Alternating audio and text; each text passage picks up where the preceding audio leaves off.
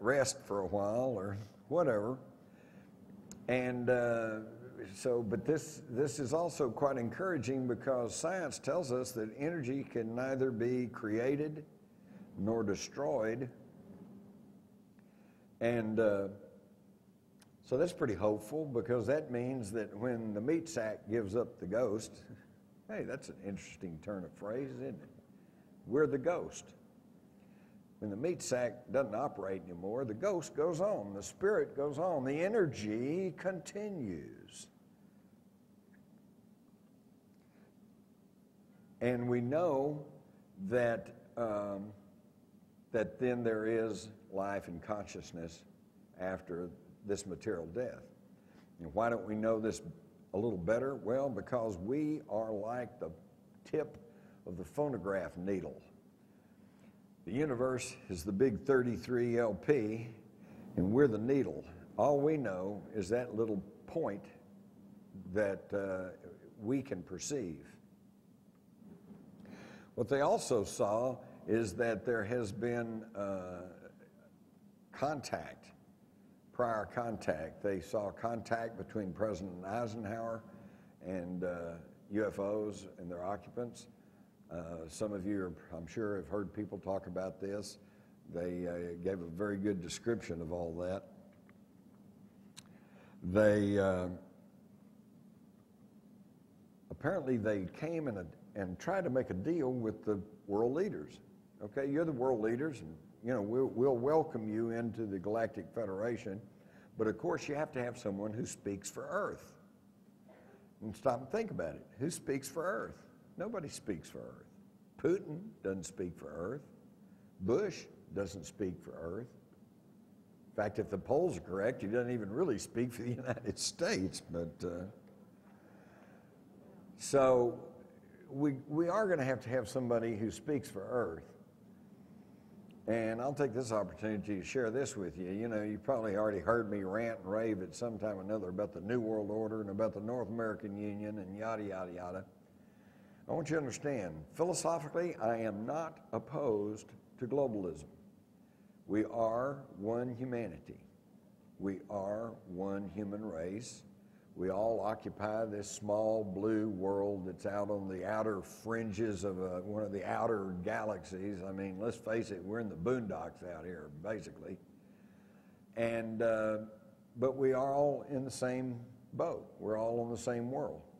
So I'm not opposed to the idea that at some point somebody's going to ask you where you're from, and you're going to say, well, I'm from Earth. And because that's where eventually we will get to. No, my problem is that we're being tricked, manipulated, pushed into this new world order, into this North American Union, into this globalization by people whose track record shows that they at heart do not have the best interest of the people in their heart. What they want is total control. It's what Nicholas Rockefeller told the movie producer Aaron Russo when he asked him, well, what's the basic game plan? And Nick Rockefeller said, to microchip the population and control the world. And that's the game plan, and that's what they're working towards, and they're making quite good progress. So I'm not opposed to globalization. I'm simply opposed to it being pushed off on us with no vote, with no one being fully aware of what the agenda is or what the ramifications are, and with this whole agenda being thrust upon us through secrecy and deceit. It just makes a mockery of the whole concept of democracy and freedom and individual liberty. Maybe I'm an idiot, but I happen to believe in the innate goodness of most people, because this is what I've found in my experience all around the world. You give people half a chance and they're good people. Right. And I say that because I know I'm in good hands and good fellowship here. Everybody here has an open mind. Everybody here, there's many varied opinions out there on many varied subjects, and yet I think that everybody in this hall, we could all agree to disagree. And we can disagree without being disagreeable. All right? But it's amazing to me the number of people in the world who are so adamant in their structured belief systems that they cannot even tolerate the idea that somebody else might have a different opinion or a different thought than them, and as a result, they're willing to kill people if you don't believe the way that they want you to believe. And of course, that's not right. So now we ask ourselves, all of this stuff, this viewing they're seeing, when they see these different people coming and they see all these craft and they see all these aliens, how do we know that any of this is real?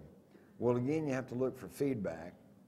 And I think one of the clearest examples of space viewing and feedback is the Mars Observer, which was lost in August of 1995, just as it was about to enter the orbit of Mars. At that time, I was still in close contact with several of the remote viewers, and when the news came that the Mars Observer had been lost, I immediately picked up the telephone. I said, "What happened to the Mars Observer?" And I was told, well, the same thing that happened to the Phobos 2. Well, so what happened to the Phobos 2? Phobos 2 was lost in August of 1995. That was the Soviet Union's attempt to send a Mars observer. It too was going to go into orbit around Mars. And what you see here is a drawing done by one of the remote viewers, military remote viewers. You see an antenna or some kind of a leg from the Phobos 2. They're coming into orbit around Mars, and you can see this little bitty object right here. What they said happened was that, or what they saw, was that as the Phobos 2 approached orbit with Mars, this circular object rose off the surface and came out to meet it. Now, they said they did not get any impression that this was a hostile act. In fact, the analogy they gave was it's kind of like the tugboat coming out to meet the Queen Mary. It came out to guide it in or whatever, but when it got out there, it scanned the Phobos 2 with some sort of electromagnetic beam and then realized that, hey, this isn't ours, and we don't have anything to do with this. So the object turned and went back and landed on the surface of Mars. But when this beam scanned the Phobos 2, it disrupted the onboard computer, and the controllers lost control over the craft, and it spun out of control, went into the atmosphere of Mars and burned up and crashing to the surface. Well, okay, there's a good story, but how do we know that that's what happened? Here we can see a close-up, and you see Mars as the circle with the lines, and then this little ob-shaped object is what they saw. It was somewhat circular, but it's oblong. It's not a complete circle. Well, a few years later, the cosmonaut Colonel Marina Popovich visits the United States, and in San Francisco, she holds up one of the last photographs taken by the Phobos 2 and beamed back to Earth before they lost control and it spun into the surface of Mars. And I don't have to point out that it looks amazingly similar to the little object that was seen by the remote viewers. This is feedback. This means that something that sounded like an outrageous story has some foundations in truth.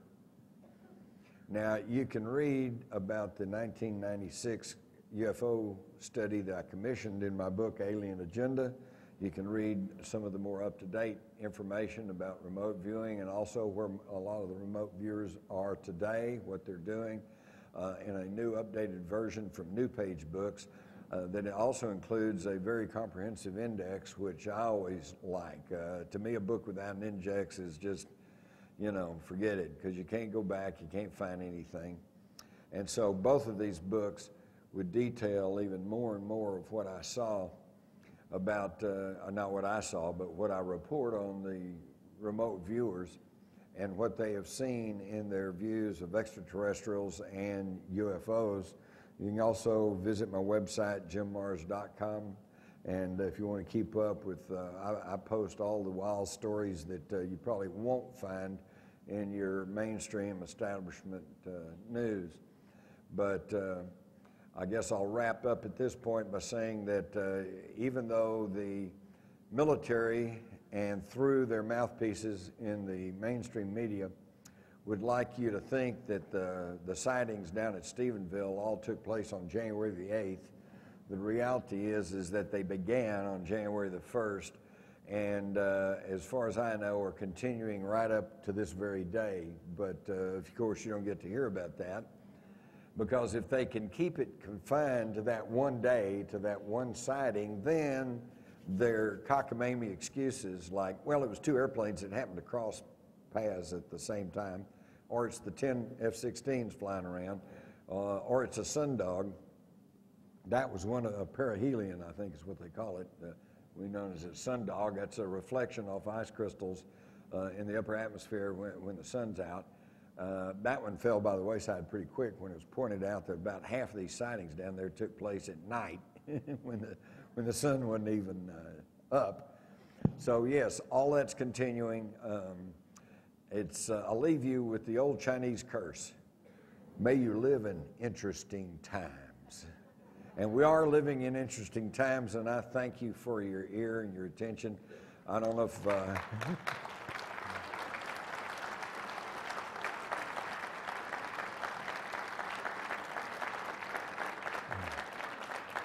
Thank you. We do have a little bit of time left, so I will entertain questions, and plus I want to put in a plug for a new book that I got coming out from HarperCollins. I think that it's going to come out under the William Morrow imprint, but still, it's a big-time publisher. I won't go into what that book's about, but I will tell you the title, The Rise of the Fourth Reich. Okay? So I think you can figure out where I'm going on that one. Hey. I just wanted to bug you publicly and ask you, when are you going to write a book on mind control? On mind control? They won't let me. I'll tell you something. Mind control, this is a really scary subject. And you have to be very careful getting into that, because you can go flying off into paranoia. You can just go nuts with mind control. And it's not just recent stuff. It's not just the Harper Ray and the stuff that's happening now.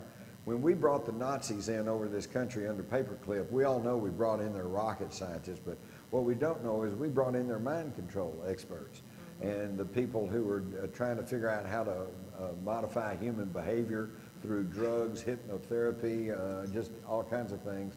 It is a subject that needs to be approached. I know of only really two really good books, and that is John Mark's In Search of the Manchurian Candidate and Walter Bork, CIA Mind Control or something like that. But that's why we're waiting for your book. We know you can do it right. All right, I'll keep that in mind. If I can ever get my own mind under control, actually, it would be a good topic, but that gets pretty bad. And I will say this, though. Let me say this. I'm going to share with you one of the biggest, darkest, baddest, ugliest stories taking place today, and you're not hearing about it. We all hear about these terrible school shootings where people go into school and just shoot up the place. What's that about? Well, they say, well, it's the guns. We got to take up the guns. Forget it, folks. I grew up in Texas. We used to drive to school and had a gun in the gun rack in the back of the pickup truck. You know, everybody had a gun. I even got in trouble in junior high school because I took a hand grenade to school. You know, it was not live. It was not live, but that was pretty funny, and that shows you the difference in the times. I was sitting in the back of the history class, and one of my buddies across the way said, "What do you got there?" And I said, "Oh, I brought this dummy hand grenade in this school." And he said, "Well, let me see it." And the teacher had his back to the back blackboard, you know. So I pitched it to him, and just as I pitched it, the teacher turns around. Here's a hand grenade flying around the back of the class. Well, needless to say, he comes back there and he grabs it and he looks at it, and it's got a hole in the bottom. He knows it's deactivated, it's not real. And so, of course, we got in trouble. He went up and set it on his desk, you know. And after class was over, I went up there and I had to get 2 licks, okay? Had to bend over and pow, pow, okay? And then he gave it back to me. He said, and don't bring that to school again. And I said, yes, sir.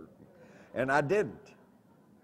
That was back in the days of the old republic when we were free, okay?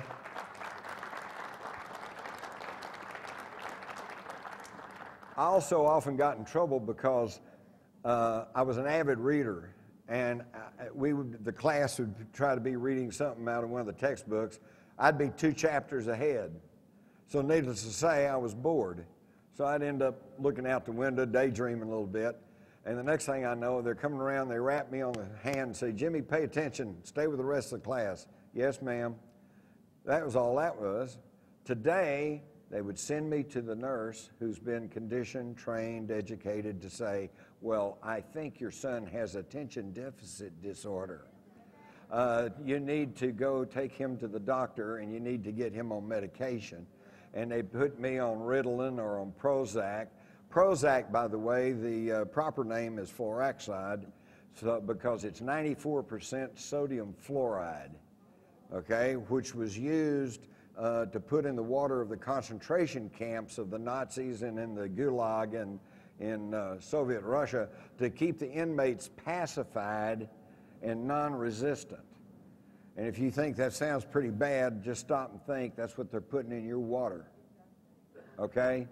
And yet, look at the toothpaste that has fluoride in it. Now they got hazardous warnings. If your child swallows this, call the Center for Disease Control. Oh, that's what I want to do is put poison in my mouth. We're idiots, folks.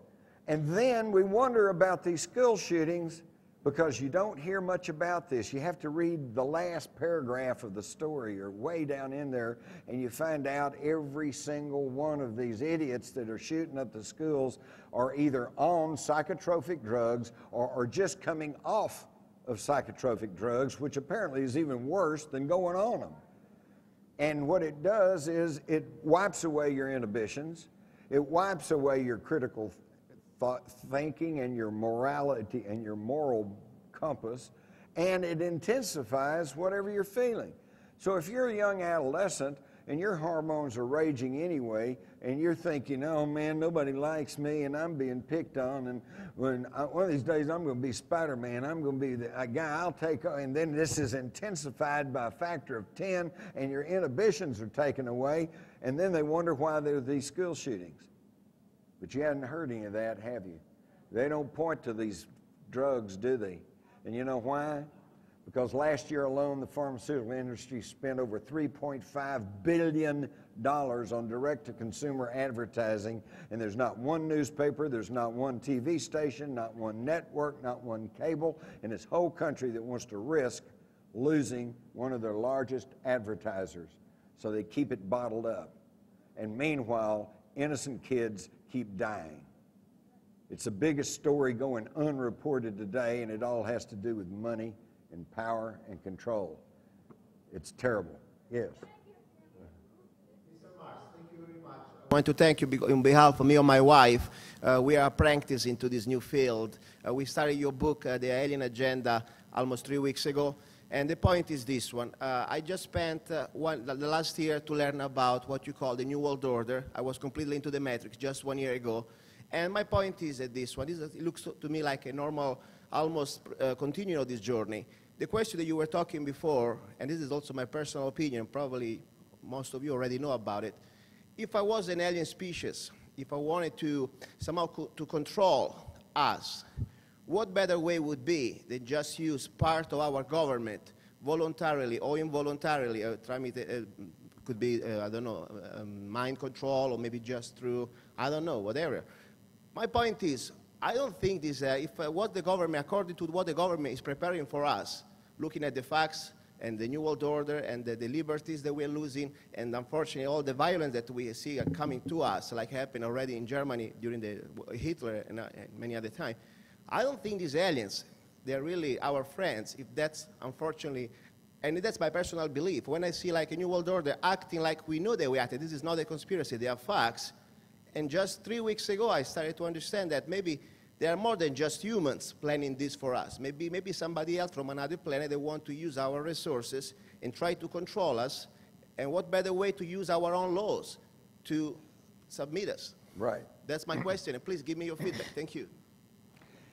Well, let's put it this way. Y'all think of yourselves as Charlton Heston. You're on the planet of the apes. And there's 6.5 billion apes. Now, you're smart, and you know that there are other worlds out there, and that you come from this other world, and you know there's other technology out there, but you're stuck here.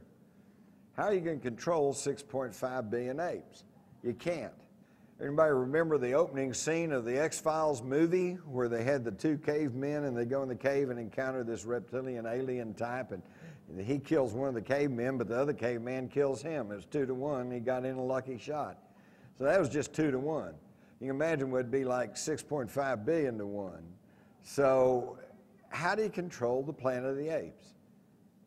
Only one way, through secrecy and deceit.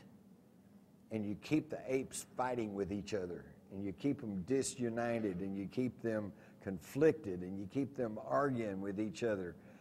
And in that way, they haven't got time to stop and consider that you're the one that's actually pulling the strings. And that's how you control. And what do we do about it? Well, there's 6.5 billion of us.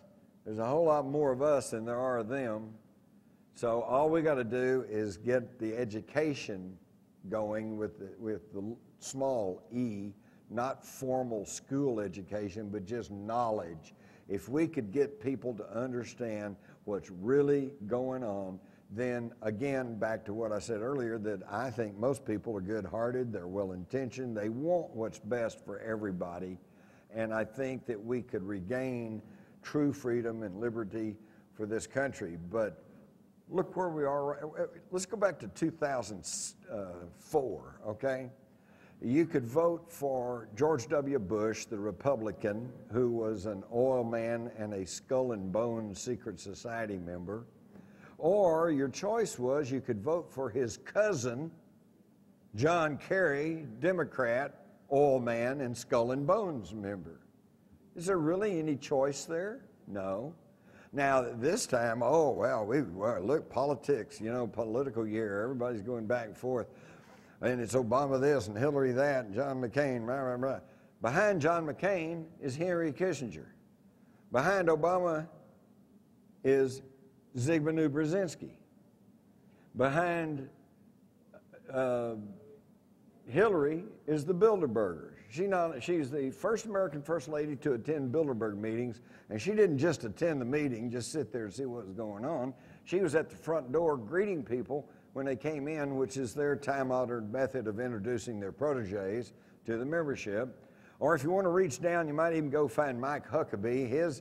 One of his main advisors is Richard Haas, president of the Council on Foreign Relations. So what am I telling you? I'm telling you that you really only got two choices in this election. You can vote for one of the above, and you're going to get the New World Order and the North American Union, or you can vote for Ron Paul. Well, that's your only choice. That is your only choice, but people don't understand that, and Ron Paul, of course, is a media non-person. It's just like he's not there. If everyone could hear, number one, his platform, which is to go back to constitutional government, basically, and read his qualifications, he's one of the only members in Congress who has refused to take their golden parachute personal private retirement package. He has turned down all the government junkets. He has voted against the Iraqi war. He wants to audit, if not do away with the IRS and the Federal Reserve System. He wants to return to constitutional government. Here is an alternative, folks. Here's a true alternative. And I'm not trying to say he hung the moon. He may have problems too, but at least he offers a true alternative, but you don't ever hear about that because they control the mass media. And that makes a mockery out of the whole idea of freedom and democracy. But the gentleman had a good point. There's no question that there's a little handful, a little clique, a little cabal of people who are trying to run this world. What are they after? Are they after money? No. They got all the money that they could stand, okay? So it's something else. Power and control. Why do they want power and control? Because if you go back through history, you find out that there's been this little clique in these royal bloodlines. And by the way, are you ready for this? According to Lynn Cheney, Dick Cheney's wife, she found this out in researching her book. Barack Obama is a cousin to Dick Cheney. Sounds amazing, but it's true. I just pointed out how Kerry and Bush are both related, and Kerry and Bush are both related to the Gore family. And they're all related to the Windsors. And the Windsors are the royal bloodline, and you go all the way back to the Nazis, to the royalty of Europe, to the pharaohs, the Caesars, all the way back. They've been concerned with the bloodline. And what's that got to do with it?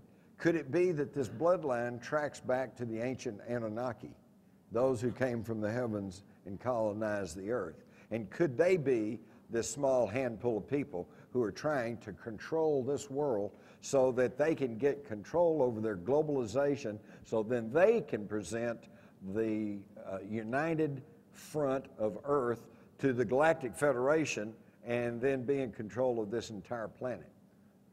I don't know, but I'll tell you, we need to start figuring out what's really going on if we're going to ever continue to call ourselves free Americans or even free Earthlings. I thank you for your time.